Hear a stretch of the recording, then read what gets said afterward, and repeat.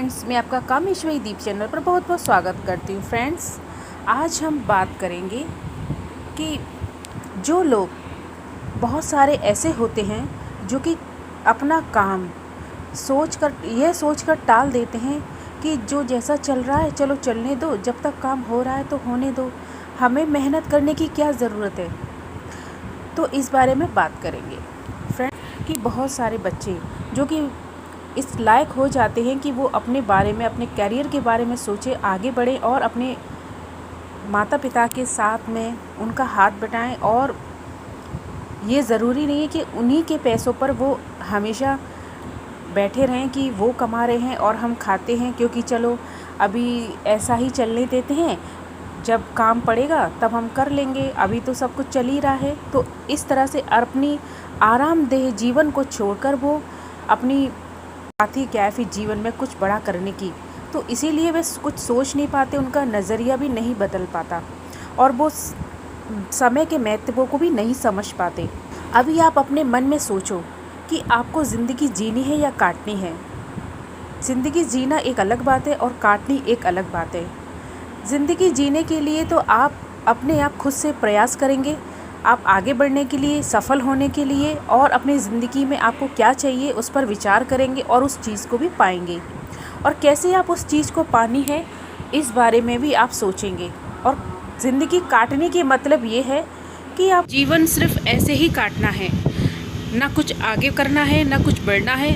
अगर हमें मिलता है तो ठीक है और नहीं मिलता है तो भी ठीक है, बस ऐसे ही। आप अभी से मेहनत शुरू कर दें और आप जो काम करने में आपका फ़ायदा है आप उस काम को एक कॉपी में लिखें और वह आप पूरा कर पाते हैं कि नहीं। आप पूरे दिन का एक अपना हिसाब रखिए कि आपने दिन में क्या किया और कितने घंटे आपने वेस्ट किए, कितना टाइम वेस्ट किया, और तो ये नोट करें डायरी में। और अगर कोई काम सोचा है तो पूरा नहीं हो जाता तब तक आप उसके पीछे लगे रहें और पूरी दृढ़ता के साथ, पूरी मन के साथ आप उस काम को करिए और वो सफल ज़रूर होगा, चाहे थोड़ा सा टाइम लग जाए।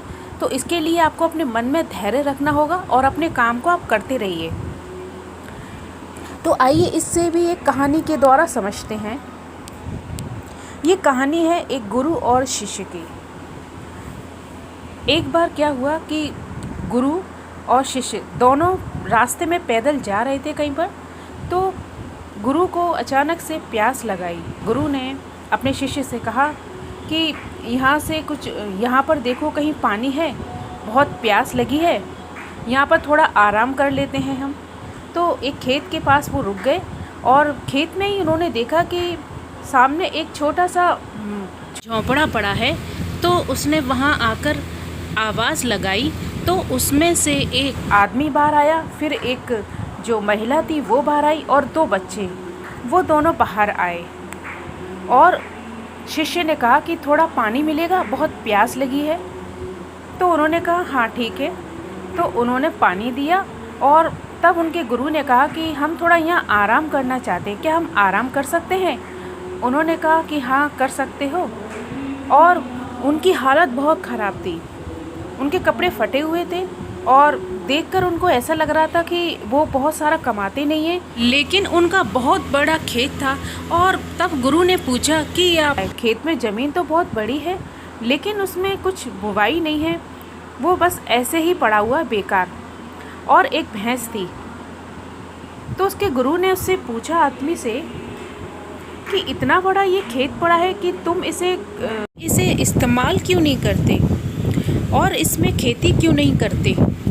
तब उसने कहा कि मेरे पास एक भैंस है और भैंस का दूध बेचकर मेरी ज़िंदगी कट रही है, तो मैं फिर क्यों करूं खेती।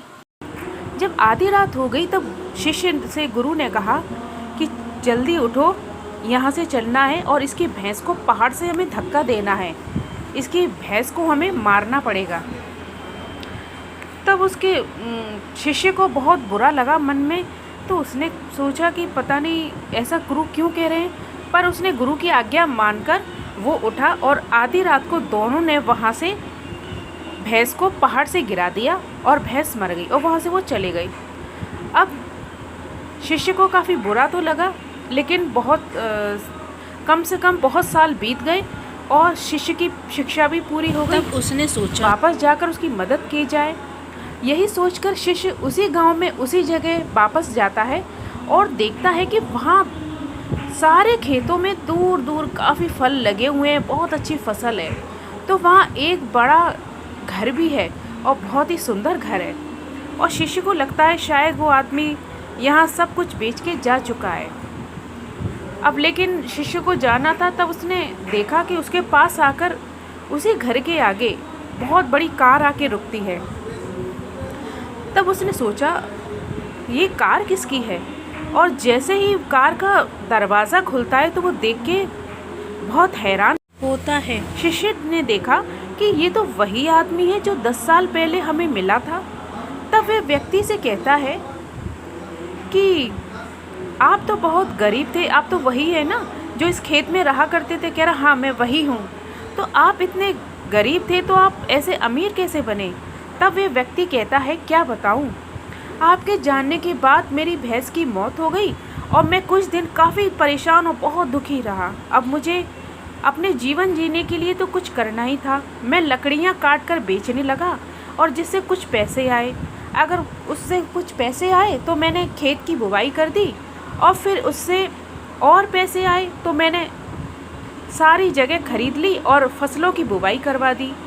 और आज मैं आसपास के सारे इलाकों का फलों का मालिक हूँ और मेरे पास लाखों रुपए हैं। अब उस दिन भैंस की मौत नहीं हुई होती तो शायद आज मैं इतना सफल व्यक्ति नहीं बना होता। अब तब उस शिष्य को गुरु की वो सारी कही हुई बातें याद आई कि क्यों गुरु ने ऐसा किया, और उस बात का उसे पछतावा अब नहीं रहा, क्योंकि इसे साफ पता चलता है कि जीवन में परेशानी आपके लिए एक बड़ा मौका लेकर आती है। अगर आप चाहे तो उसका फ़ायदा उठा सकते हैं या फिर अपनी किस्मत को कोस कर वहीं रह सकते हैं दुखी मन से हमेशा के लिए। आप कभी भी हिम्मत मत हारिए, चाहे बुरा कितना ही समय क्यों ना हो, लेकिन याद रखिए वो समय आपके लिए कुछ लेकर आता है और जीवन में आगे बढ़ने का अवसर लेकर आता है और हर खुशी देता है। आपके पास वो हर खुशी लाता है। वो अच्छा समय भी बुरे वक्त से निकल के हमेशा आप अच्छे वक्त में आते हैं और वह सफल भी होते हैं और सुखी जीवन भी जीते हैं। तो अगर आप जीवन में यूं ही आगे बढ़िए और अपने जीवन में सफल होइए और अपने आप को ये सोचिए, आप अपने आप से वादा कीजिए कि आपको ज़िंदगी कैसी जीनी है, काटनी है ज़िंदगी या जीनी है। तो इस तरह से आप अपने ऊपर काम करिए, आप अपने आप को इस काबिल बनाइए कि आप जीवन में क्या कर सकते हैं। आप सोचिए, उस पे निर्णय कीजिए अपने आप को लेकर कि आप क्या करना चाहते हैं, क्या आगे भविष्य कैसा होगा आपका। क्योंकि अगर आप अभी से सोचेंगे और सही सोचेंगे तभी तो आप जीवन में आगे बढ़ पाएंगे। तो धन्यवाद। अगर आपको मेरा वीडियो पसंद आया हो तो उसे लाइक ज़रूर कीजिए, सब्सक्राइब कीजिए मेरे चैनल को और बेल आइकन का बटन है उसे भी ज़रूर प्रेस कीजिए। थैंक